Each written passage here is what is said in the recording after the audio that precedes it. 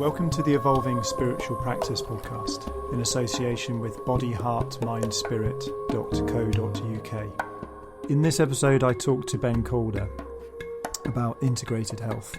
Ben is the founder and primary practitioner at the Centre for Integral Health in the town of Shrewsbury in England, where he helps clients with kinesiology, Bowen technique, access bars, nutrition advice, NLP, Qigong, allergy testing, meditation and McLaughlin scar tissue release. We talk about how to approach integrating the health of our body, heart, mind and spirit. Ben has been practicing Qigong for 30 years, is a long-time meditator and has been a professional kinesiologist for 18 years. In this conversation, we focus in particular on nutrition, epigenetics, the relationship between the practitioner and the client, the importance of flow, how spiritual bypassing can ignore health issues, and how to stay sane and healthy during coronavirus lockdowns. Ben Calde, welcome to the Evolving Spiritual Practice podcast / Body, Heart, Mind, Spirit YouTube channel. Definitely be appearing on both of those platforms. And I wanted to talk to you today about an integrated, holistic, multidisciplinary approach to health. And that's your wheelhouse. I believe that's the expression. It's funny how you pick up these expressions. I don't even know what the hell that means. It's just what I hear out there. That's your neck of the woods, your domain. I was just, been on your website. Well, you should say we met. We probably haven't seen each other for quite a few years, but we did some workshops together around this kind of thing. Yeah. And I'll get you to tell the story, but you set up an actual centre,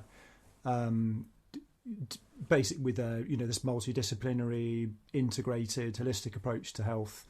And I've been looking on your website. It looks like even though the centre is closed because of COVID. We're open again now. We managed to reopen in December, and then we after a little bit of toing and froing in January after the new set of guidelines that came out, we closed for just over a week, and then we're reopen again now. So, but under very specific conditions. But that's good. But hi as well, Ralph. It's nice to be here with you as well. It seems like it's been a long time since you and I had a conversation, and certainly lots of things have taken place there. So it's a real pleasure for me to be here with you and to be invited into the podcast. Thank you. How would you define the core principles of integrated health? It's a really interesting one for me, even from a historical point of view. As we record this now here at the beginning of February, I am literally about to have my 18th anniversary working professionally as a kinesiologist, which is my kind of primary background, which has led me into such a multidisciplinary work, and saw how, I guess, from that integral point of view, the pluralistic apprenticeship that I'd had into holistic health, and a lot of horizontal development at that point, and then being introduced to the integral model in kind of 2010, 2011, and how that really helped my thinking evolved. As a natural part of being a practitioner of complementary medicine here in the UK, we have continued professional development requirements for our insurance and our professional associations. So I'd always been in this process of kind of choosing, what else do I think I need to know? What else interests me about about health that I feel like I'm getting stuck with my clients, and that if I had more information, I could do something with. So I would wander off into these various areas and do stuff because it interested me. And I'd had clients that said, well, I'm struggling with this. What do we do with it? And so when I got introduced into integral theory, it suddenly gave me this beautiful holding frame of, this is what you're doing, this is why you're choosing these different parts. And and so we have this beautiful aspect of the four quadrants, the four basic dimensions in integral. So we have our mind, our body, our culture, which I tend to distill partly into relationships and then into the environment. And I love the way that both Ken Wilber and Martin Uchik have described what we do as development of body, mind, and spirit in all ways of truth, beauty, goodness, and function. So that development of an increased amount of truth, beauty, goodness, and function really is what I use as, why am I trying to do what I'm doing with people when they arrive with me and we look at their requirements. I'm trying to understand, where do they require more truth, beauty, goodness, and function? What is it that's lacking? Are we talking about something that's a dimension primarily controlled by the mind, or by something going on with the body, or by something going on with the relationships and the culture that they're in, or is it something environmental? And so those tend to be the spaces that I begin in, and look for the gaps, essentially. Where is this person already doing well with something? Where are they not doing so well? And where are they pathological, or where are their real problems? And what can we do to easily start affecting those and changing those in easy degrees as well? Sometimes we look too much for the thing that needs the sledgehammer, without realizing that the little adjustments that we could make probably will need us not needing a sledgehammer later on. So and developing something within the capacity of each client that I work with. So I guess that would be my key: goodness, truth, beauty, and function. Yeah. So in a way, you're. This isn't. The podcast and YouTube channel that I do is not specifically to do with integral theory and work of Ken Wilber, although that does feature, has been a massive influence on my life. Yeah. I do think it's a map that says on the map is not the territory, but I do think people that get into the integral theory forget that. Definitely. And start thinking that the map's like a complete description of reality and all of that stuff. And I certainly been through that phase a few years ago, and kind of woken up out of that dream, with a bit of a hangover. Sure. Reality is ultimately mysterious, and we've got these kind of.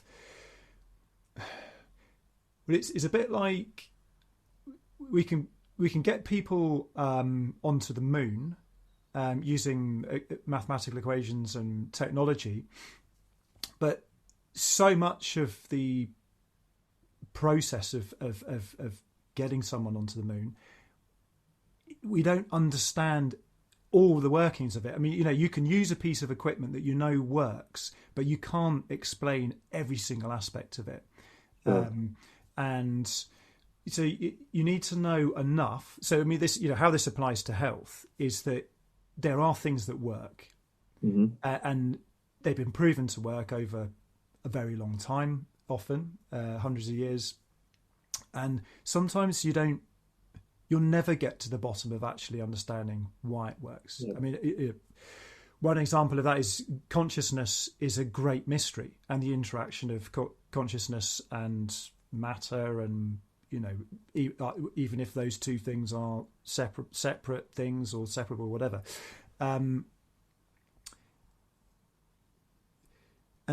So there's this balance between using really useful maps that actually make change happen, and if you're applying that to health, it makes good health happen.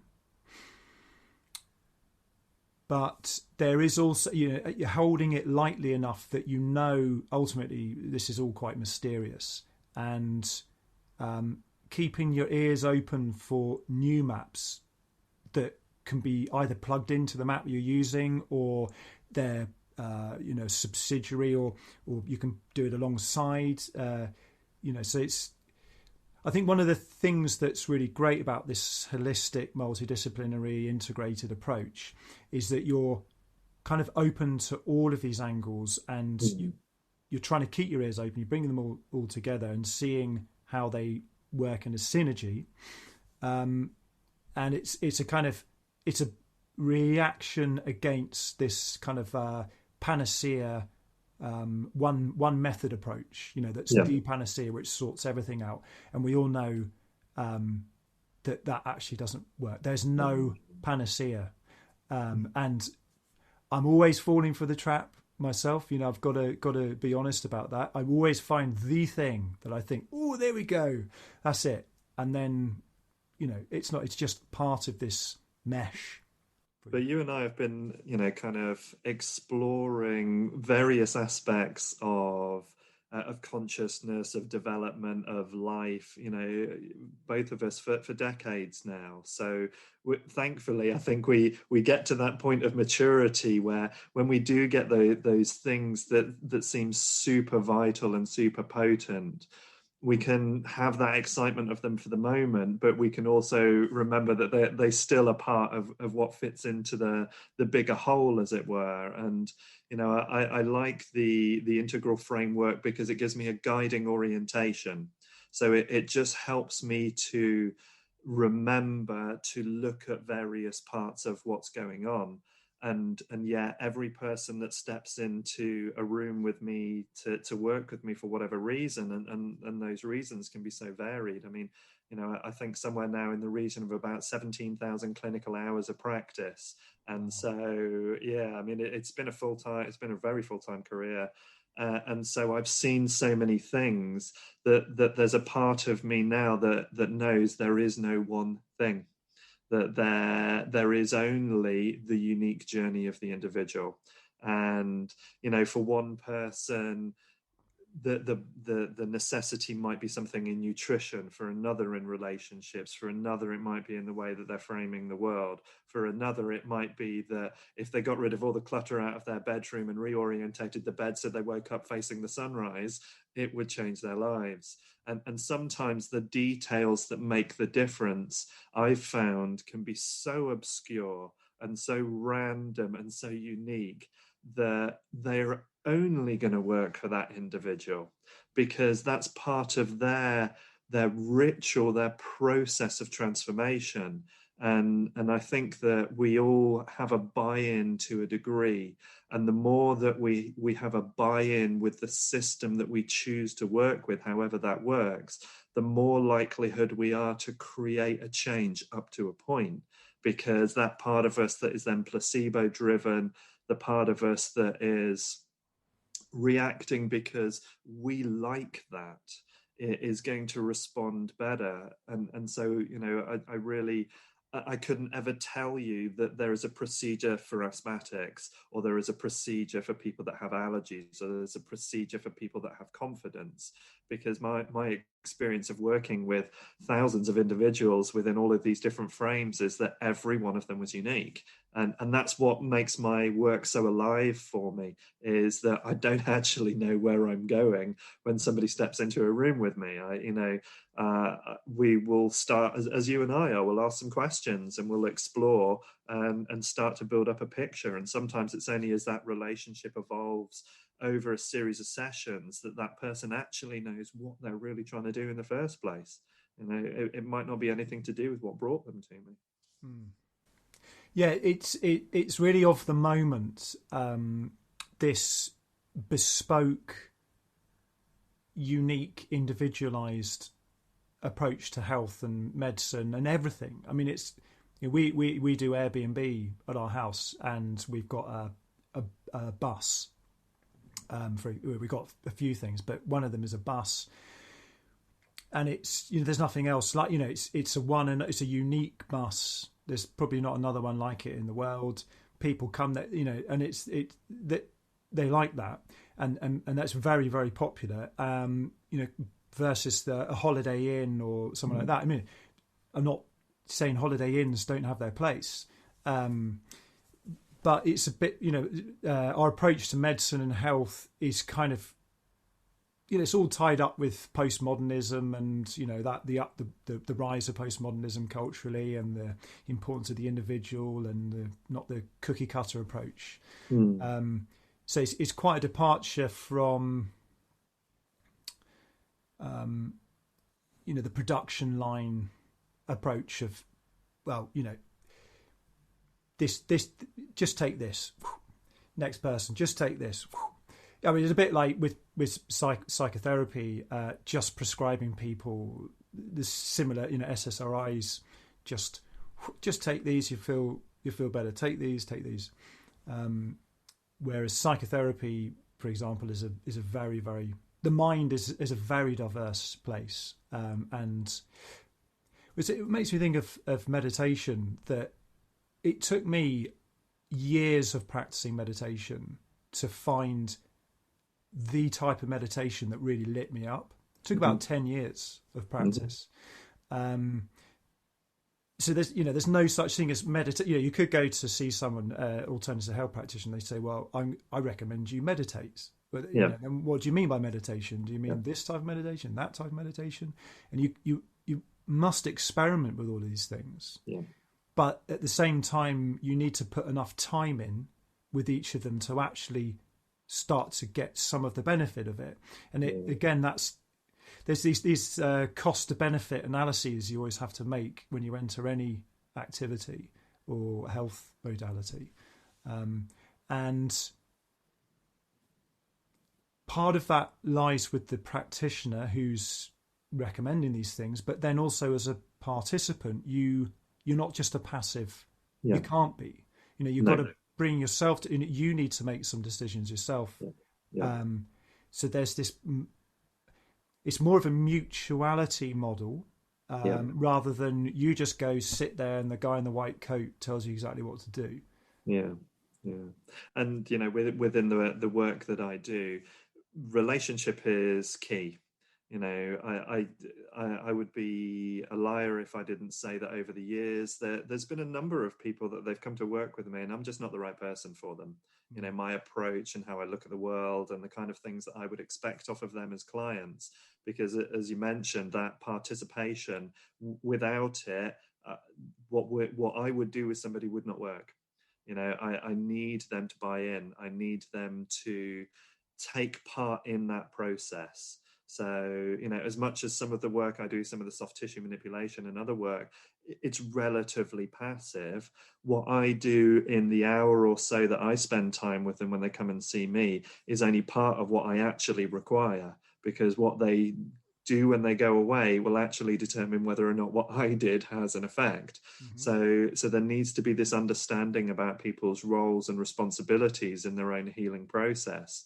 And I use this analogy that the reason that somebody is in the state that they are in when they arrive with me is the sum total of everything that they have and haven't done up until that moment. And the reason that it's not worse is because some of the stuff they've chosen to do has helped keep them well. And the reason it is there is because the other stuff didn't. So now what we've got to do is identify what stuff is really supporting them, what stuff isn't, and reduce the stuff that isn't and increase the stuff or include new stuff that will. And, at a simple way of looking at it, that's essentially all we're going to do. We're going to get rid of the stuff that ain't helping, and we're going to increase the stuff that is helping. And we've just got to identify what it is for an individual, what that really means for them in this time, not what it meant when they were, younger or as a child, or what it might mean for them in 10 years. And I think it's something that I think certainly within perhaps the diet industry, nutrition industry, there isn't enough discussion about the fact that, well, it's winter right now. Why would I recommend salads to you? Cold, damp food in cold British damp weather is not conducive to good health. So we actually have to have this self-awareness that allows us to adapt as we go along. And part of the process that I'm really trying to encourage with my clients over time is that they get a sense of that themselves. How does this thing sit with you? Does it feel like it works for you? If it doesn't, what would give you a better kind of sensation of success within that, so that they're not just being told that they need to do XYZ at this time each day, and that's it. And again, it's through integral that some of that scalability and some of that adaptability is really kind of I've kind of stolen that and taken that and put it into the health practice as well. It reminds me of that saying: if you give someone a fish, you feed them for that day, but if you teach someone to fish, then they're fed for the rest of their lives. Yeah. And when I go to see a GP, I've got my 5 minutes or 8 minutes or whatever it is with them, and they just sort of, they're doing that, giving me a fish. Yeah. And what you're describing is, well, I'm going to give you a fish right now, but I want, my purpose here is to make you, help you be healthy forever. And it's that, again, that takes a shift in the, as a patient, you're asking more of a patient.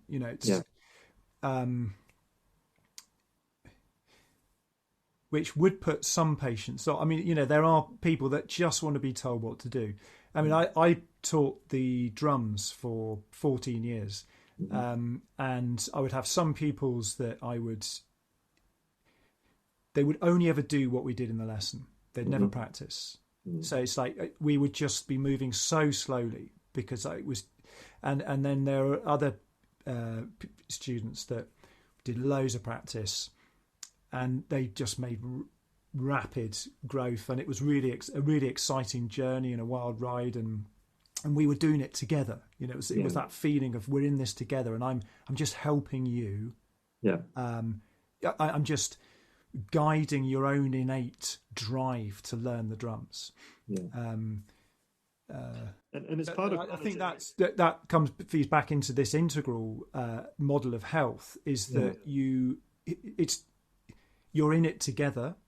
And the other thing to mention is that as a practitioner, you're not just a brain giving them information. You do this stuff yourself. It's not, that again. So you could be a doctor. You could be the most unhealthy a GP. Really, a lot of GPs actually are very unhealthy people. And they're telling people all day how to be healthy. And there's we have this kind of instinctive bullshit detector. And as you were saying, that the rapport and relationship with the practitioner you're going to see is really key, and it actually facilitates a lot of the healing and health promotion just through that feeling of, I can trust this person, they walk their talk. Yeah. I mean, I think a lot of it also comes down to having realistic expectations of who it is that you go and see. I mean, certainly in the early days of my practice, and I class myself now as an integral practitioner. I used to consider myself as a holistic practitioner. And in those early days, which were embedded much more in the kind of the subtle toxicity of the kind of postmodernistic view as well, which kind of created this separation away from conventional medicine, away from that kind of doctor space. And yet really the truth is manage the expectations of what you expect out of that service. And if you understand what that service can provide, then your expectations about what you will ask for and how you will behave within it will change. And that's very much the case. I mean, I loved it there that you said, you can have a doctor who's blatantly unhealthy, and yet they'll spend their day telling people about health. And in my mind, I went, no, actually, what they'll do is they'll spend their day telling people how to arrest sickness. Oh, okay. And that's not the same thing. That's true. Yeah. There's a big difference. I mean, we can take vitamins as a really interesting example. There's a big difference between an RDA, which the recommended daily allowance is enough to stop you getting a disease of deficiency. What it doesn't do is make you healthy. To have a healthy therapeutic dose, maybe hundreds, sometimes even 1,000 times higher than an RDA. But there's a difference between not having sickness and having health. So again, it's having those relationships, managing those expectations, and really helping people understand what they're going to get if they use a service like mine in comparison to a GP's. And for some people, that's quite challenging because they don't really know how to have responsibility for themselves in that way. And so they sometimes don't like it when the answers that they get back from me are, you're going to have to choose. When you go out there, can I eat this or this? Well, you're going to have to choose, because on that day, how are you? How does that feel for your body? Does it feel like it's going to add nourishment? Does it feel like it's going to add vitality? Does it give your life a sense of richness to include that thing? And if it doesn't, probably don't have it. So it's teaching people to think differently as well, to have a different awareness, to observe themselves and the factors that influence them. So even coming back to aspects, like how our relationships influence us, like how our language influences, like how our shadow self can influence us, all of these factors have a big kind of impact on our overall health. So being able to gradually take people into those areas where they have those developmental blind spots and help them to evolve that so that ultimately they don't need me.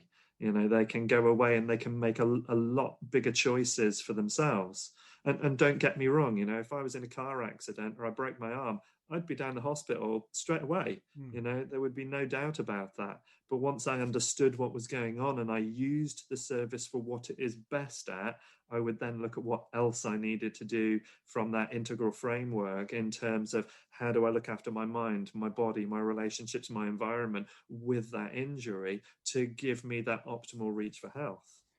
Thinking about diet, diet's a classic one, and I see on your website you do nutritional advice for people, and that is this really is one of those fields where people do love to bring out the one true way for all human beings in all times. So it's like veganism, full-on carnivore, vegetarian, paleo, keto. I mean, it's like body type. Well, I mean, body types are so varied across the world. Yeah, and it's interesting how a lot of that recommendation of the one true diet has kind of come out a bit out of this new age postmodern worldview. Definitely. Which is interesting because it's all about that kind of individual, everybody doing things differently, diversity, but there's this, when it comes to diet, there's this real fundamentalism, and there's I've experimented with all sorts of diets in my life, all of it. Fruitarian, high protein, macrobiotic, vegan, all sorts of things. And I've kind of landed at the end of it with the sort of just very simple, basic, balanced diet. I mean, I'm a lacto-ovo vegetarian, occasionally eat fish. Thinking of this winter, I've been eating tons of fat, loads of cheese and loads of eggs. I've wanted that, and it's felt right to do it. But when the summer comes round, I don't eat, and I've been eating quite a lot as well. And when the summer comes round, I eat much lighter meals, much more active. I'm outside. I don't really crave so much of the fat stuff. So how do you manage? So when people come to you for nutrition advice, I'm assuming you don't say, right, well, you just need to be vegan and Never. be healthy forever. Not for the death of me, because again, like you, I've explored a lot of dietary approaches over the last 20 odd years. And part of how I kind of came into all of this was because initially, back in 1999, I went and saw a kinesiologist myself who identified some allergies for me. And on the basis of that, I then started getting a lot more interested in my dietary situation and how that had changed things for me. And I was already a vegetarian at that time, had been for a couple of years. And, you know, I experimented with all sorts Ayurvedic work, Chinese five element work, I did vegan and vegetarianism for about 12 years, but it made me sick. It couldn't be sustained. And I would say currently, I'm probably 60% of my meals are vegetarian, but I don't do dairy because for me casein in cheese is the devil. It's really not a healthy thing for me. So whenever I have people come in, I do a lot of work with epigenetics. I look at what triggers genetic change within people. So I've been studying for probably, I mean, my first tuition with this guy, Chris Astle Smith, was back in 2003, 2004, so a long time ago. But over the last kind of 7 or 8 years, I spend time with him every year studying and looking at genetics and genetic signaling and various things around there, because it's an incredible topic. And there are guiding orientations within types, just as there are within most things. But again, the map is not the territory. So what we tend to do is find a guiding orientation within a person based on their genetic predisposition. We will look at things like allergies with people as well, because there's no point in making saying to somebody, okay, be a vegan, eat lots of green leafy vegetables, if they've got a congenital problem that means that they can't process pyrrole properly, which is found mainly in green leafy plants. So they're just going to suffer in that diet. So part of it is an exploration always about their energy requirements. So I tend to be quite loose. I tend to talk about, okay, the kind of the guiding orientations tend to be more towards protein rich or more away from that. So you tend to have people that are better with more kind of vegetables and carbs and less protein, and people who are better with less carbs and more protein and fat. So there's this I'm in that second category. Sure. But for many, many years, I thought the first category was the way to go for everybody. Sure. And I was eating that diet, lots of grains and vegetables, basically, and fruit for years. I did it for years, and just out of curiosity and open-mindedness, I started, eating more eggs and that kind of thing. I make my own kefir and those sort of things at home, and I feel and eating far less carbs, more fat, more eggs, and I've emotionally struggle with eating red meat. Sure. Cause I just love animals. I don't think it's evil to eat red meat at all. Yeah. But personally, I find it difficult. But that I feel so much better for eating the way I do than how I was. And it to replace, my main sort of fuel source was carbs. To replace that more with fats now, that took quite a shift, because I was brought up with the low fat thing, that fat's bad and grains are really good and whole grains and all that stuff. And it took quite a shift for me to even allow myself to eat tons of fat and not worry about getting fat. And in fact, I'm less fat than I was before. Yeah. And this is one of the things I find really interesting. I mean, when I ended my own vegetarianism, it came from 2 years of really noticing me getting increasingly unwell, and doing everything that I had in my capacity and my knowledge to improve that as a vegetarian. So I significantly upped my fat content, my protein content from vegetable sources and so on. And that didn't do it for me, because for me, I need a certain amount of purine-rich food within the diet, and that can only be acquired through red meat. And I was really concerned, and I had several different analyses done for me to look at this, and they all came back in the same direction. And eventually I put my hands up, and it happened to be as I was going on my first trip out to Malaysia, and the previous year I'd watched parts of my family kind of tucking into some really nice local food away where we were. And because it had meat in it, and yet I was smelling it smelled great. My body was obviously literally dying for this stuff, and I was quite concerned when I brought meat back in that I just wasn't going to cope with it. And from the very moment I started eating it again, my body just went, thank you, and I just felt the surge in vitality straight away. And so now I have a moderated diet within that. But I think one of the things that is almost more important, or as important as what you eat, is where you're getting it from and what you're doing with it when you get it. So, for instance, where I am here in North Wales now, I'm just on the Cheshire Welsh border here. Literally 4.5 miles that way is the organic farm where I get some of my meat, and about 10 miles that way is the other organic farm where I get my other sources of meat. And they're all, I've been to the farms, I've spoken to the farmers, I've seen what they do. They're happy to talk you through all the processes they use and what they feel about their animals. So the investment that they put into what it is that they're growing. And those relationships change things. I've had a discussion on a number of occasions with vegans who are like, I don't want to kill anything. And I say to them, so how strict are you about organic then? And they say, well, I'm not, because it's too expensive. And I said, great, you're still paying for the death of thousands of lives, millions of lives every year then. Because not only are the people that are producing your non-organic vegetarian and vegan food using pesticides to kill insects, which are then having knock-on effects on other populations.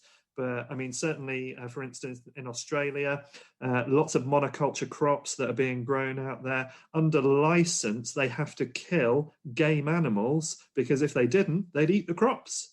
So, you're still investing into those regimes because of not really understanding where your food is coming from, what you're doing with it.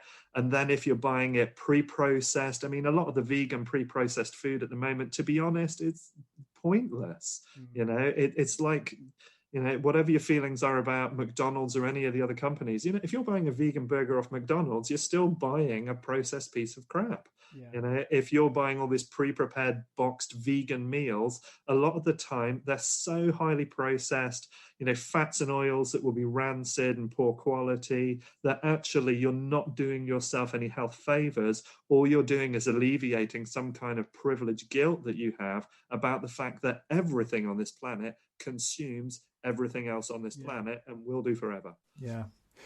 To live is to kill. Yes. It's I've heard Jeff Salzman say before that's where he feels God fucked up.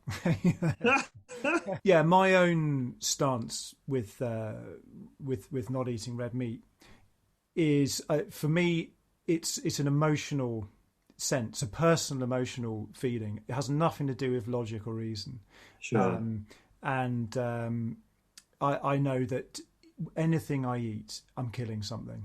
Yeah. Not just, as you say, killing that plant. It's if I'm eating, my organic sprouted wheat bread, which I like to eat. That's grown in a field where, even just in the harvesting of it, tons of mice and snakes and all sorts of things get killed, and insects. So for me, it's not that kind of thing which stops me from eating meat. And that's always to be respected with people as well, because ultimately, whatever you choose, it don't matter. Whatever you choose, everything on this planet will die, including me. It doesn't matter. And for me personally, this is part of where some of my own development has come to. Ultimately, there are a whole bunch of stuff that doesn't really matter. There's only in the moment how it matters to you. So how I choose and how I encourage people to choose is choose the best that you can for yourself, so that it comes back to that sense of, does that thing that you choose to eat offer you that sense of vitality? Is it offering you a sense of wellness? Do you feel better for doing it or not? And whatever that choice is, for some people that's grains, for some people that's dairy, for some people that's meat, for some people that's anything natural. Whatever it is, you need to go down that path in a way that works for you, which is why I don't like to be prescriptive about diets with clients that come to see me, because I'm not the one that's going to eat it. So I'm still going to encourage them not to use non-stick, not to use processed foods, to try and use the best quality ingredients that they can access wherever they are, because ultimately that is going to give them the best sense of well-being, and allowing them to choose whatever path they want to in their lives. Because ultimately, to me, it doesn't matter. As long as I can support you in getting forward or moving up or expanding or being healthier, however you want to define it, there's the success that we're going to get in the time together. I only eat whole foods. So the food I eat is very simple. I mean, it's like, 3 or 4 ingredients. Each of those ingredients is just what it is. It's not got 20 ingredients itself. And the simpler, the older I get, the more simple the food is I eat.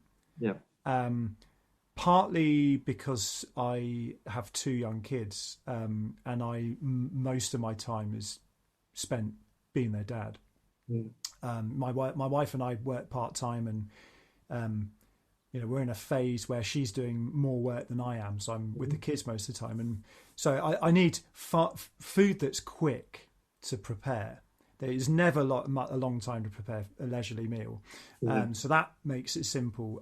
But also, I just feel so much better for eating very simple food. My body deals with it better. So for me, that's a real that's an important thing, and what you were saying is that just feeds back into this idea, which I'm all about with all of this stuff, is that this is complicated. Yes. And but not complicated, it's complex or whatever. It's the ethics of eating food is complex as well. And as you say, you could take a very, very simplistic look at this food versus this food. One might seem on face value to be an ethical food product, and the other one is some barbaric, bloodthirsty thing. But actually, if you did the actual analysis, the deep analysis, going right back to the source of it, then you've actually can make the correct decision about which is the most ethical food to eat. Sure. And people crave simplicity. I crave. We all do. We just want life to be fucking simple, because it's so damn difficult a lot of the time. Just give me something simple. Give me something simple, like vegan is ethical and this meat eating isn't. But it's not that simple. No, sure.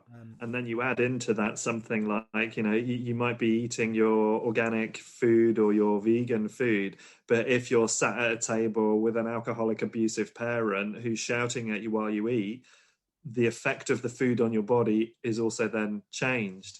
So we always have to take it in its bigger context and understand it from the point of view of it's the sum total of everything. And that's how, even down to how I prepare it, how and where I eat it. Like, I won't sit here in front of my computer and eat a meal, because I know that what I'm digesting is not the thing on my plate. My eyes are taking in other sources of information. So even little things about how we do a thing, sometimes you don't even need to change the diet. I'd always recommend people take out the things that they know their bodies are sensitive to and don't metabolize well. But how we then take on the food, the speed at which we chew, the focus within all of that, and it's not something that's static. And what I'm hearing from you as well is that your own process has evolved evolved over time. My process has evolved over time. In 10 years, I don't know that I'm going to be eating the way I do now. Yeah, in fact, I don't want. I am assuming in 10 years' time I'm not going to be eating what I'm eating now. Yeah. I almost feel I can say that as a matter of fact that Yeah. I'm not going to be eating the same diet in 10 years. I hope Yeah. I'm not. Yeah, and even seasonally, we should be varying that. And again, this is one of the things, unfortunately, that our supermarkets have slightly derailed for us, is that we can get hold of things in virtually any season, and we don't really consider the implication of what it's taken to achieve that. I mean, I was surprised a few years ago. My partner and I, we went to visit my brother who was staying out in Portugal, and we took a 2-week vacation and ended up driving to my partner's sister's wedding in southern Spain. So we took a camper van, did a big drive, beautiful experience. And there's a part of southern Spain that has the glass houses, the grow houses in for a lot of fruit and vegetables. And I reckon there was a stretch that we drove that was nearly 100 kilometers long, and those grow houses were probably 2 kilometers wide in terms of how much they took up on the coast. It's visible from space. That's how much of that food is being grown in that way. Yeah. And so all of these factors make the difference. And again, this is this epigenetic signaling. It's kind of like, well, having eaten a strawberry in December that was grown in a glass house somewhere, the information that that's giving my body about what it ought to be doing and where it is very different than if I get the strawberries off my allotment, which is a 10-minute walk, and they're only going to be available for 1 month of the year. It's a very, very different process. And I think like you say, the complexity of the world makes it difficult to hold how much information there really is about this. And we crave that simplicity. So having, this is the diet, if we're given that, it seems to make it easier. But essentially all we're doing is pigeonholing ourselves into something that needs that ability to adapt and change over time. Mm. So we've really gone down the rabbit hole on diet. What are the other personal practices that you do? So someone who might be listening to this or watching it, so far you're just some guy that talking about this stuff, and we've been talking about how it's important for practitioners to walk their talk. So I know there's all sorts of things you do, because I've just been on your website looking at all your bio, and also I've met you and we've talked before. So could you just lay out some of the core practices that you the mainstays of your life, the things that you've done for a long time? Yeah, I mean that's pretty straightforward for me. I consider myself to be a fairly uncomplicated character in that way. So again, I'm going to kind of refer back to the integral framework and specifically kind of integral life practice as an idea, because that does hold how I tend to look at what I do. So there's always something for the body involved there. So diet is one. We've chewed that one quite nicely there. Movement is the other side of that.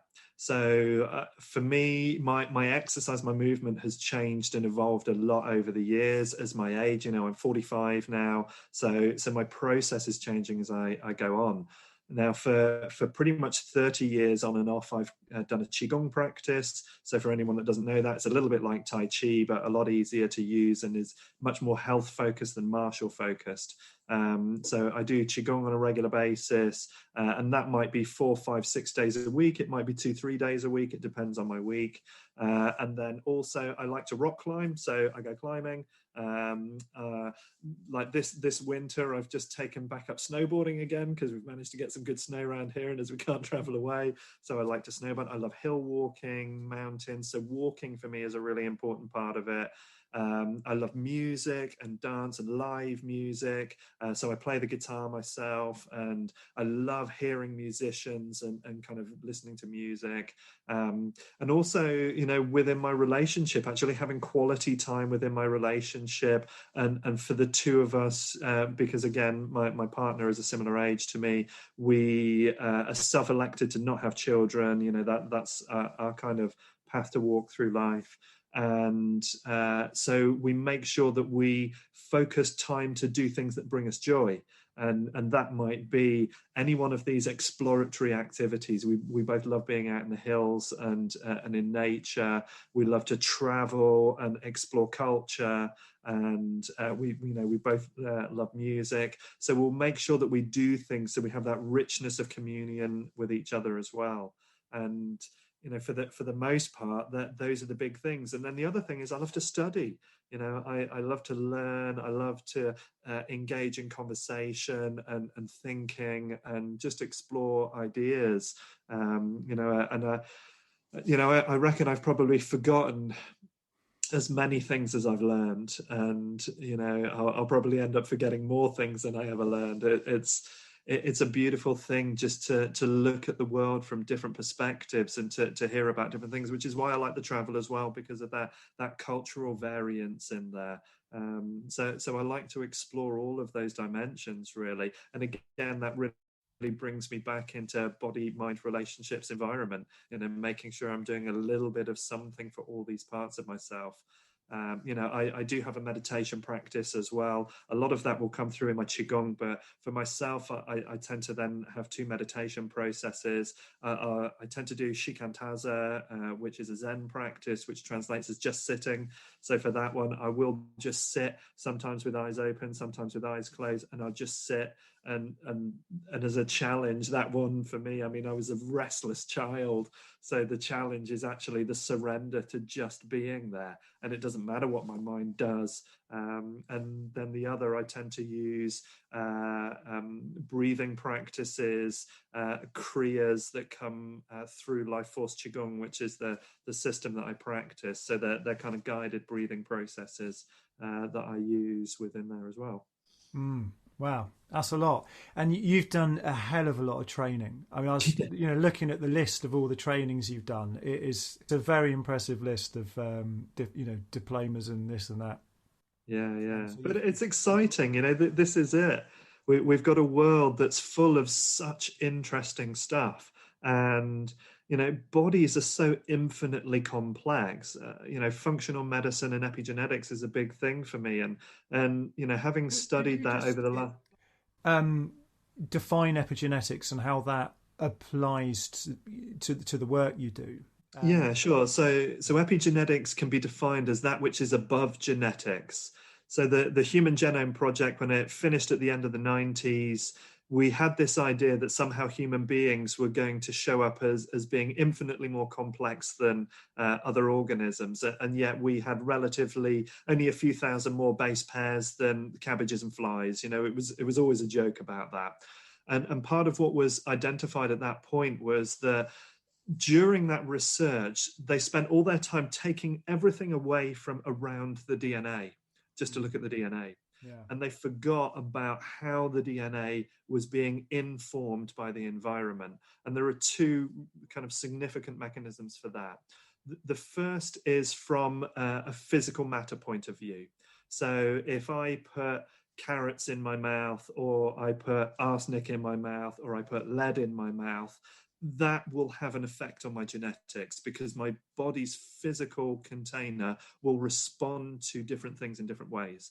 And that will trigger encoding within my DNA to respond in certain ways. So that could be either pro or anti-inflammatory, for example, if we were to look at it from just that perspective. And research that's come out in the last few years has shown that certain epigenetic traits, certain patterns in our genetics can be retained for as much as 11 generations. So that if the stimulus from the environment comes in any time within that 11 years, it's going to re-trigger that pattern, and it would take another 11 years before that could possibly be bred out again. So, if we look maybe just into the heritage of us as two white English European males, there's likelihood that we would have had factors around mining and war and other things that would have come into our environment in our ancestors that we will still hold those genetic codes for now. So were the right stimulus to come in, it would express potentially that pattern, unless we had enough stuff to limit it. And the other place it does an interesting coincidence between. So, I mean, this is there's real science here. I mean, I was listening to something about rats being smelling almonds and getting electric shock, and their descendants, never having had that stimulus applied to them, were afraid of the smell of almonds. I mean, that's right. But there's like an interesting coincidence between this idea and then this kind of more spiritual, perhaps new agey thing of family karmas and being passed down through generations, which to a lot of people seems a little bit woolly and fluffy, and it's always interesting when you get these kind of folky type ideas that when people start actually getting their instruments out and measuring this stuff, is there something there? I mean, absolutely. There's no doubt about it. I mean, it's different between males and females as well. So for instance, as a pair of males, our genetics are as absolutely up to date as they can be in our sperm right at the moment that we deliver it. 30 days we can look at if we talk about kind of sperm production, roughly around a 30-day cycle. So, if I were to conceive a child now, it would hold every single trauma that's embedded in my genetics from my birth. Now, with women, it's different, because if as a mother, so let's get this right. So if as a mother, your eggs that you hold in your ovaries were actually developed while you were in your own mother's, so essentially a generation back, while they were in utero. So my mother's eggs were actually developed in my grandmother, and then that process is arrested until puberty, at which point 1 egg per month is then matured through into a usable rate. And the genetics in there are then a generation back. So the genetics that I inherited from my mum actually contained my grandmother's traumas, because it was her eggs at that point that then maturing through. And so you get all of this complexity over time. Yeah. And that's without thinking about how emotional events will also impact on our genetics. Candice Pert's work back in the 1980s, Molecules of Emotion, her kind of groundbreaking book to describe how she discovered cell receptor sites. This is the informing by our perception. So my perception of a situation is enough to change the neurotransmitter cascade through my body, which will then change what my genetic expression is in that moment. Again, it could be more pro or anti-inflammatory if we use that as a simple model. So I heard Jordan Peterson saying something about the sort of central message of of Jesus and the Christianity was that you're going to suffer in life, and you're going to be, there's going to be Judases in your life, and you can either enter into this life voluntarily, or be dragged into it kicking and screaming. And that the archetype of Jesus is that he voluntarily took on this life of suffering. And deceit and people cheating around him, and him ultimately dying a horrible and gruesome death, and that the sort of the circuits in the brain that are operating are very, very different. So you have the same circumstance, one person, or so animal experiments, again, ethically complicated, isn't it? Yeah. But with all sorts of experiments done with animals with helplessness and all these kind of things, and the difference between this voluntarily doing things and involuntarily, and that this really gets to the core of spiritual practice, in the sense of not the kind of bypassing type of spirituality, but really going into life, which I think the Abrahamic religions have got one up on the Eastern religions in that sense, in my opinion. And yeah, so does that kind of correlate a bit with what you're saying? Absolutely, yeah, sure. And I mean, a really easy modern example as well that kind of transfers up from that. If you take a character like Wim Hof and his ability to be able to sit in ice water because he's taught himself how to deal with the situation in a way that doesn't create him stress. So having it's part of what I've been saying as well in this kind of challenging year that we've been having with the social situation we have around us, is that if you know it's a trap, how you go into it is different. So by, and again, Genpo Roshi, who was kind of my inspiration in Zen practice, Buddhism 101. If you know that attachment is the cause of suffering, redefine how you attach. Look at how you see the world. And this is why, to a great degree, I'm not too worried about too many things. Because if I draw myself back and look at the world on a larger scale, it doesn't matter. It really doesn't. So we can adjust ourselves. And again, from an NLP point of view, we would often talk about people who are struggling with things and who are anxious about things. It's often like the thing is really close to them, like this. So they've got no distance from it, no dissociation. So we teach them to frame it in a way that makes it to look further away from them, change the volume on it, desaturate the colors in it, adjust the perception of the environment in a way that gives you a better response in your body. And if we can make that adjustment, then it makes a great difference to the outcome that we get from it. Because if I'm not worried about doing a thing, how my body behaves during that is very different than if I am worried about a thing. So I think one of the dangers of doing lots of these practices in your life is that you can end up thinking that you're Superman.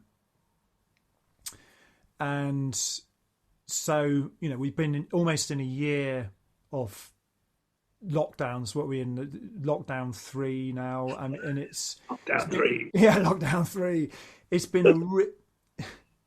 a really, really difficult year. Yeah. And so I live in a great circumstance. I've live in a great house. I live with my extended family. I've got lovely kids, great relationship with my wife. I eat really healthy. I work out. I meditate every day. Do done psychotherapy for years. So all of these practices. So I firing on all these cylinders, and but then I can get a bit hyper masculine about it. Mm-hmm. And for the last 2 to 4 weeks, I've had difficulty with my breathing. My breathing's felt like it's gone from automatic to manual. And so in the dialogue, the monologue or whatever I was having in my mind was, you're in the best circumstance to do lockdown in. And to deal with this coronavirus and all that stuff. I'm not in a vulnerable age category, or blah, blah, blah. You should not find this difficult. And so that's what I was telling myself, Yeah. But my body was saying otherwise, Yeah. So, and I was like, what the fuck is this? It's like, was my breathing wrong? And, it's like grinding my teeth at night and all these kind of things. So my body was saying, there's something up with you. And I started praying.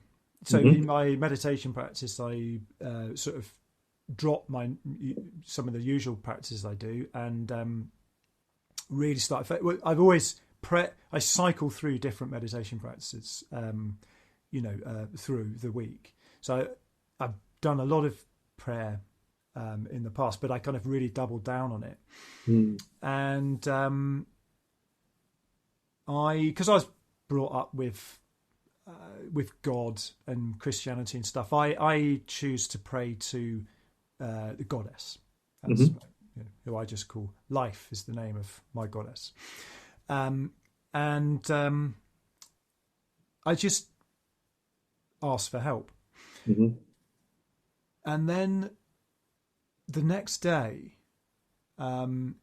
it just dawned on me. It was, I mean, yeah, I could say, it kind of like the goddess spoke to me or whatever, but just two things. One was, you're just finding this really difficult. Just admit it, dude. Yeah. And I was like, you know what? Actually, I'm finding this lockdown really difficult. This whole year has been really difficult. And I do all of these Superman activities, and, I'm really healthy, and I get into all sorts of different states of consciousness with psychedelics and meditation and blah, blah, blah, blah, blah. But I was being crippled by just run-of-the-mill fucking anxiety about what we're going through, and all the things, lack of social connection, not seeing friends, all the kind of down-to-earth stuff, just dead simple. And of course the narrative that I was like, all this big spiritual thing, and I'm blah blah blah, trying to on the verge of some big breakthrough, and all of that was a load of shit. And the other thing that came through was, and this kind of was almost like a voice from the goddess, was make some beautiful things for me. It was like she said that to me, and came up in my meditation. So I started playing a lot more music. I play the kora. It's an African harp lute thing. My God, that helped. And it's like I was, playing this music for her, but it really helped. And flow is such an important thing for health and well-being. And there are things, and enjoyment, flow really happens when you're doing things that you enjoy. And I hadn't been playing my musical instrument, for a couple of months or something. I'd just been kind of knuckling down to doing this, doing that, being the ultimate dad and blah, blah, blah, blah. But so the reason why I bring this up was a couple of things. One is that just because, so this is, the map's not the territory again, just because you're doing fucking Wim Hof and strength training, meditation and psychedelic, all these things, you think, right, that's it. Life's never going to get me. And then you can be, and this is where shadow work comes into it, that you can be hamstrung by some really, really basic down-to-earth stuff that you're not looking at because you think you're doing all this Superman stuff. And I think the other reason why I bring it up is that to do with this voluntary, involuntary thing too, that I was in a place where I felt I was just involuntarily being crushed by chaos. And I'd lost that responsiveness of life. Like, there's like, you're in a rapport with life. It's like I was just doing my stuff, making life work for me. That's what I was thinking. But I'd lost that kind of rapport, the dialogue, the rapport, and that's where this prayer came into it. And I'm not like, I don't believe in the old man with a white beard who lives in the clouds, and I don't believe in the female version of that either. When I say goddess, I'm talking about something, this could be compatible with atheism as far as I'm concerned, and placebo, and all of those kind of things. So I think the things I'm trying to draw out of that is the danger of the Superman thing, and then the importance of flow as a healing thing, and this responsiveness of actual life. There's three things there. That was a little bit of a chaotic but good. But, and it actually reminds me of a few things as well that I think are super important and not really being talked about in this last year as well. And the first of, in my perception of you, Ralph, I would consider you to A, be aware, and B, be sensitive. That's the other thing is, when I get into this hypermasculine thing, which I know, I see it on the internet a lot, all these people that when I'm talking about flow, again, this is the same, all the biohackers, the flow people, they're doing it this hyper masculine thing Mm-hmm. of like, yeah, just hack the shit out of nature, you know, and Yeah. it'll make it work for you. Yeah. And it's kind of lost sight of all this sensitivity. And one of the things that actually came up in my meditation was my mum saying to me, "You've always been a sensitive boy, Ralph." Yeah. You know, I am very, very sensitive, but because I do all of this stuff, I think, no, I'm not. I'm, you know, invulnerable, and it's yeah. But for me, there's a super important element to this, which I don't find is being discussed enough, certainly in the circles that I'm connected into. And that is the fact that we are picking up on the current of our culture.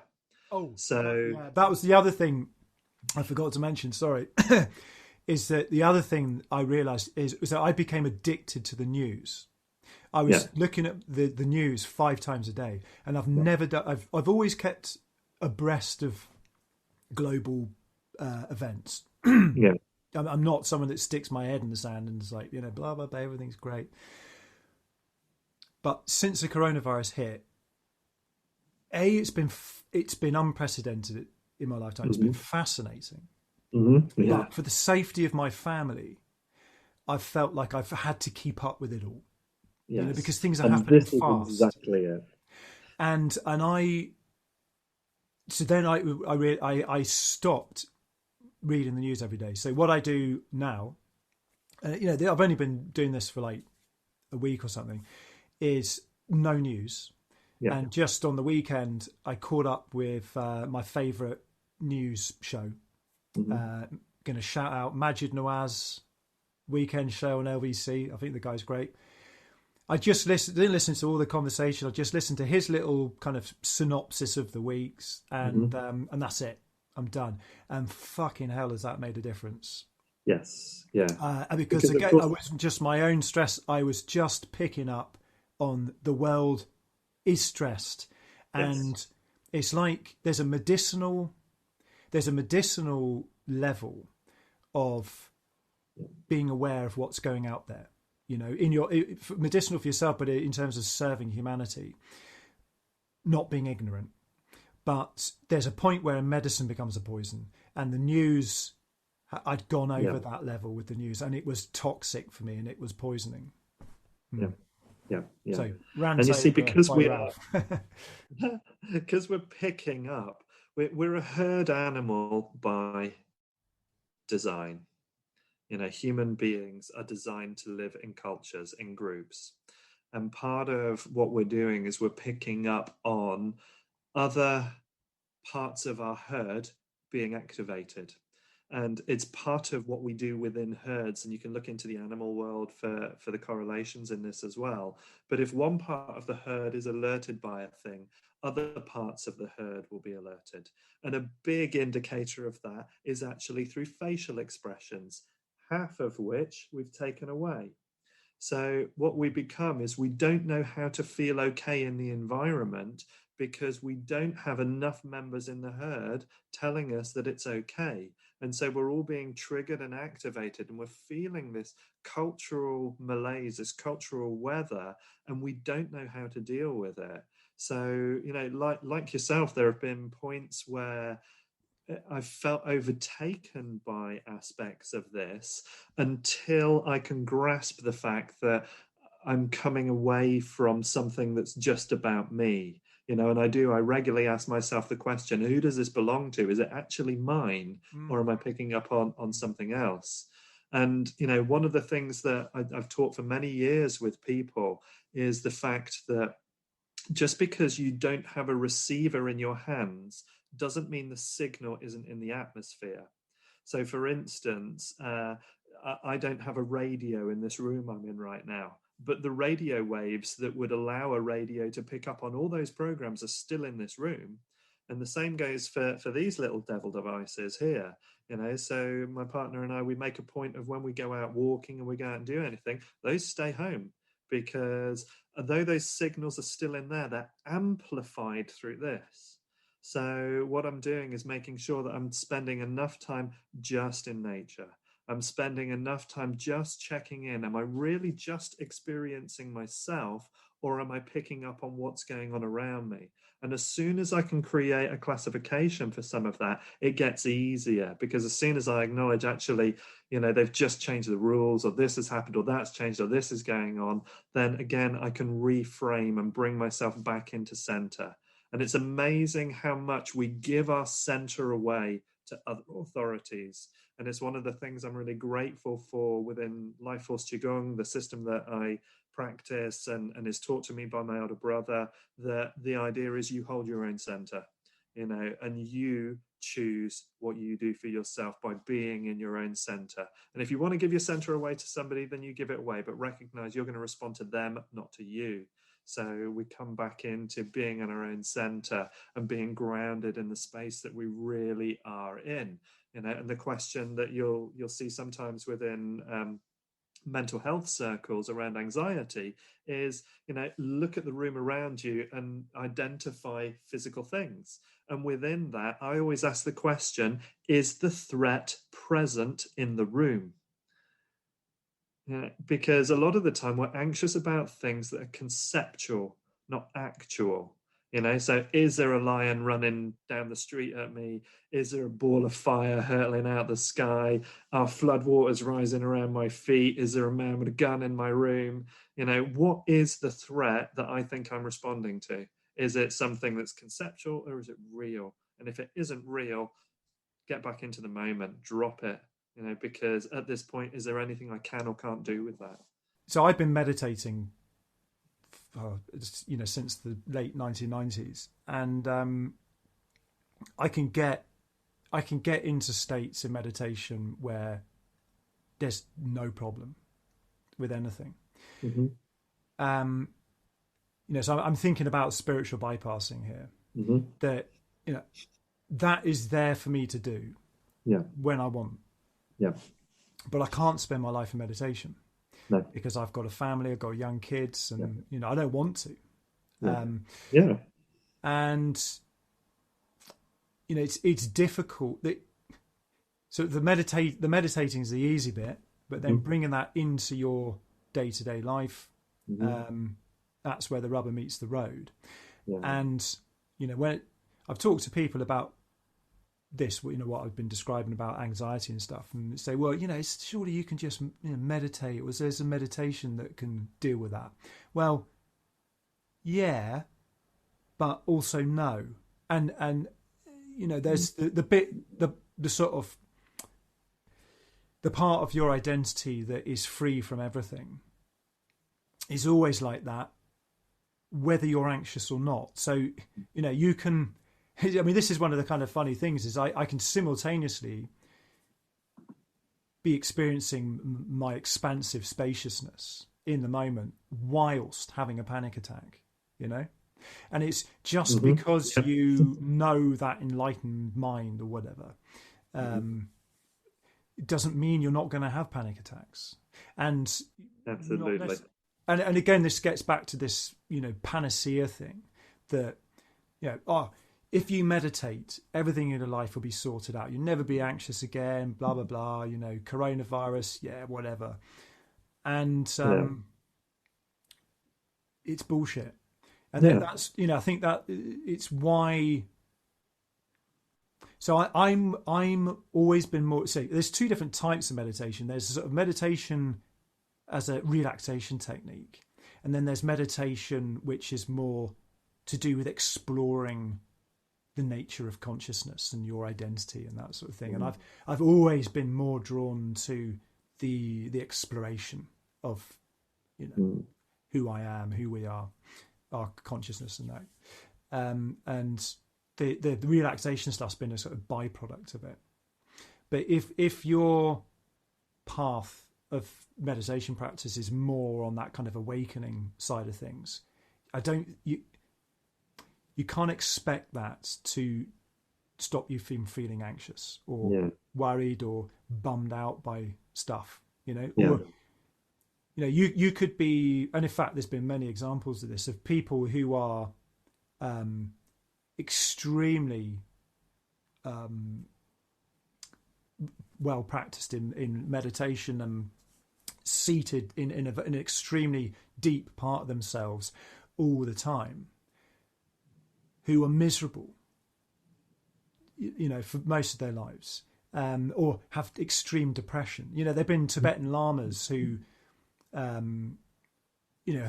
had depression, but at the same time, they know that part of themselves which is not, it's beyond all of this.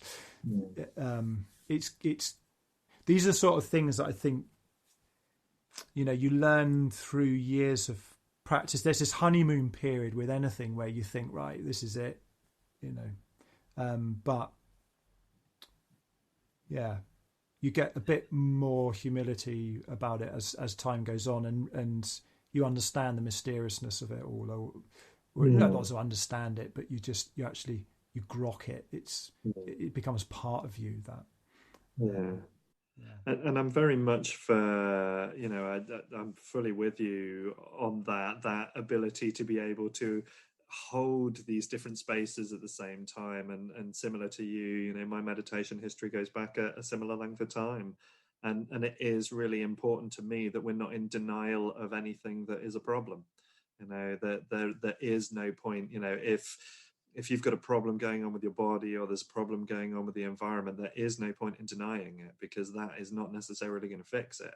But we can also appropriately frame things so that the language that we're using to hold something is actually reasonable and helps us, so that, okay, we can look at the existential threat of coronavirus, for example. If I step outside of my house, then I'm going to kill all the old people around me.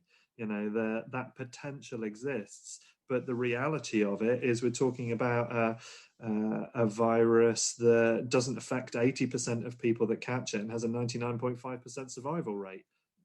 Framing that changes the belief about the narrative, because it pulls into frame things that are then more appropriate around that situation. So when I'm anxious, if I can identify why I'm anxious, what I'm anxious about, it doesn't necessarily stop the anxiety, although often it will, but it allows me to be okay with the fact that I'm anxious. Yeah, because ultimately it's weather. Another one of these statements that came up, this kind of goddess prayer meditation was, just don't worry about it, honey. You're not the one living. I'm you. Mother Nature. It's like Mother Nature saying, I'm actually the one living your life. You're just the tip of the iceberg. So just don't worry about it. I do the breathing. You don't do. You don't do that stuff. And if you're feeling anxious, it's okay. I mean, for fuck's sake, I'm not. It's not so much the virus I'm worried. It's the lockdown, the measures, and all this stuff, and thinking about epigenetics and long-lasting effects through generations. I mean, God knows how the impact of this year and probably next year are going to have on our descendants. Yeah, absolutely. And I do try and hold for myself the fact that whatever we're experiencing is just weather. It will pass. And we know that if we're going to be in a storm, we dress accordingly. And there are days when we get change, just as the weather will change. And I keep on trying to remind myself about other time frames. Bubonic plague went on for a long time. Spanish flu, when it happened at the beginning of the 20th century, 2.5 years. The two big world wars in the 20th century, they went on for years. All of these things, all of these weathers that take place are just that. The conditions around us change. We adapt to do the best that we can in the environment. Some of that adaptation won't be adequate, and some people won't make it through. Others, it will be adequate and we will make it through, and then we'll adapt into something else later. And that's all nature has done, life has done, which we are never separate from. We like to think ourselves as not part of nature, but we're as much a part of nature as anything else. It just happens to be that the anthills or the nests that we make are something else, and it will all pass, as will we. And just holding some of that to a degree allows me to calm myself, because I know I don't really have anything to fear. I think working on this stuff on lots of different levels gives you the best chance of dealing with it. That, you know, so you're describing a kind of cognitive NLP type, you know, assessment of it, but then there is actually, you know, more embodied things you can do. So for me, it was playing my musical instrument really helped. Yeah, agreed. Same. You know, even though the weather's shit, just getting outside, you know, it's that connecting with friends. You know, me doing this call with you has been really helpful, because, you know, most of the time I'm talking to my kids about Minecraft. You know, it's so. Well, that's it. Even going snowboarding. You know, we managed 3 days of snowboarding. That was like being on holiday, man. I haven't snowboarded in 12 years, and just the sensation of gliding down frozen water while looking at a mountain view, it was so invigorating and so rejuvenating. It was just incredible. And finding ways to connect with people, music, culture, the things that, again, bring richness in. What is it that actually brings vitality, richness, joy into my life as much as I can, you know, in the ways that work for me as an individual, just as you're finding the ways that work for you as an individual, and using those as the adaptations that help us to pass the time while the weather's shit. You know? Yeah. I mean, it'd be quite a good thing to just end on is when people think of health promoting activities, they quite often think that you do something you don't enjoy just because it makes you healthy. You know, it's like you choose that food, you know, you choose your salad over that chocolate bar, you know, because the salads give you, but the chocolate bar is much nicer to eat. Or you don't really like meditating, but you force yourself to sit there. You hate going to the gym, but you're on the treadmill, you know, and it's, health doesn't have to be like that, you know. And it shouldn't be, I would say. It shouldn't be like that, yeah. But I think quite often people. So if I think about my own journey with strength training, when I first got into it, I was lifting weights. And I kind of enjoyed it. It was quite cool, and I never went to the gym. I always did it at home. I knew that right from the outset. But then as time went on, I moved more towards the bodyweight stuff. And now I exclusively do bodyweight training. And my body feels so much better now than it did when I was lifting weights, for example. And I enjoy it and I love it. And same with the meditation practice. When I first started meditating, honestly, I didn't enjoy it. It was boring. My body hurt, that kind of thing. But as time went on, I found the types of meditation I actually really enjoyed. And now, you know, well, for many years, actually, I love meditating. I just, you know, there's never a time really when I sit down and I'm like, oh, for God's sake, when's the timer going to go off? And I think that's where the participants, you know, it's not a lot of responsibility is for the participant to actually find the way. So you might suggest something, say, well, this is going to make you healthy, but the participant, the person that's come to see you, has to find the version of that they really enjoy, because you will. And this is where flow comes into it. It's very difficult to get into a flow state with something you don't enjoy. And also with flow, there's this sweet spot where you're working at your edge. So you're doing something you find you're quite complicated. It's not so familiar it's become automated. But it's not too difficult that you're just suddenly in your mind trying to figure it out. It's kind of, there's this sweet spot that's really enjoyable, and you feel so good when you come out of it. And for me, there's lots of things I do which promote flow, but one of them is playing my musical instrument. Mm-hmm. You were just describing that scene on the snowboarding on the frozen water with the beautiful sky around you and all that stuff. And there's something there when people think of spirituality and health, you can get quite puritanical about it. Yeah. And again, I don't know whether I might be kind of forcing this concept on that, but a kind of a hyper masculine thing, functionality, blah blah blah, and there's this more softer, more feminine approach to it, which is might be more sensual and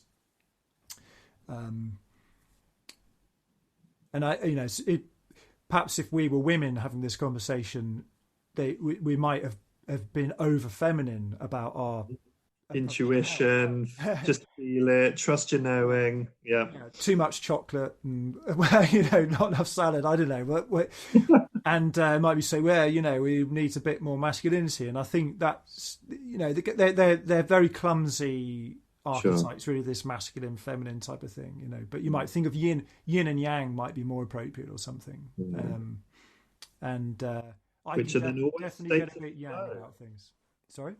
Like yin and yang are always states of flow as well, that there's more of one, more of the other than moving around. And I think if there's anything that I really try and encourage people to understand, it is hold anything lightly and adapt it with what's actually present for you in that moment.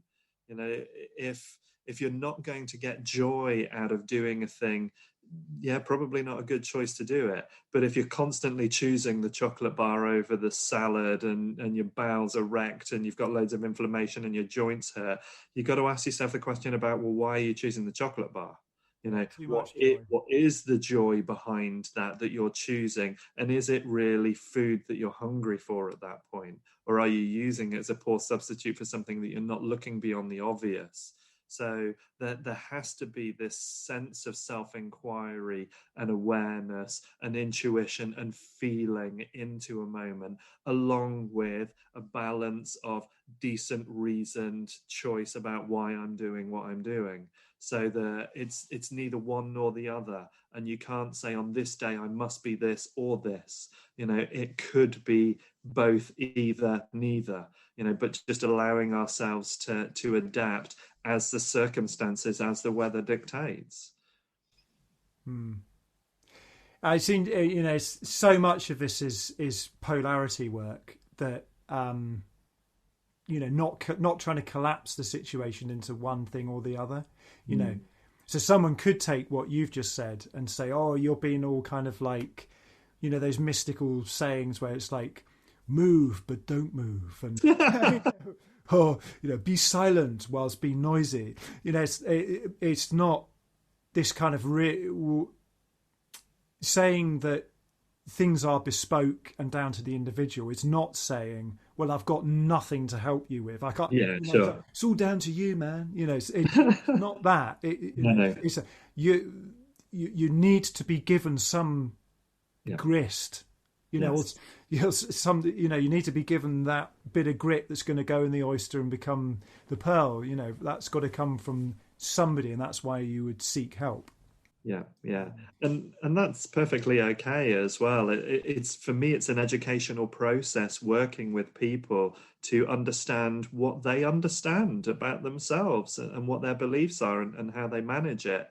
And there's a phrase that I jokingly use with people, but the basis of it is the way of kind of dealing with that polarity. And I eat healthy all the time, except when I don't. I do this thing 100%, except on the moments where I don't. So there's always this possibility of something else, and that in the moment where I do a thing, that's where I'm doing until I do something else. So there's always this transition, this change between one thing and another, and we're never stuck on one side or the other unless we choose to be. We can always flow from one point to another.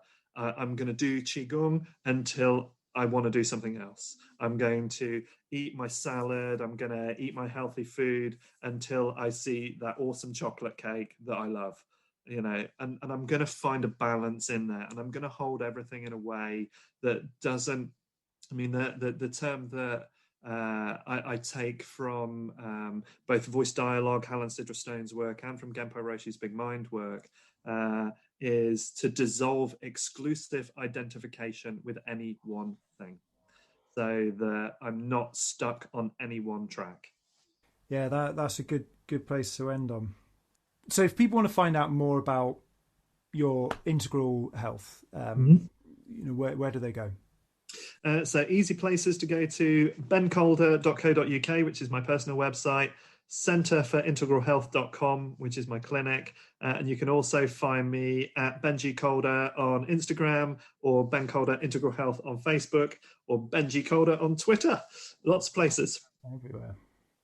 Cool. Thank you so much for having this conversation with me, Ben. And thank you so much as well, Ralph. It's so beautiful to hang out, chat, connect again. Really, it's almost like no time but all time. So yeah, it's true. Yeah, it's funny, isn't it? Yeah, cool. All right, lots of love, and I will speak to you again soon.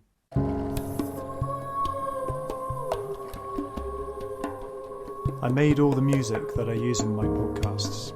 If you'd like to hear more of my music, please visit SoundCloud and check out my profile, Ralph Cree.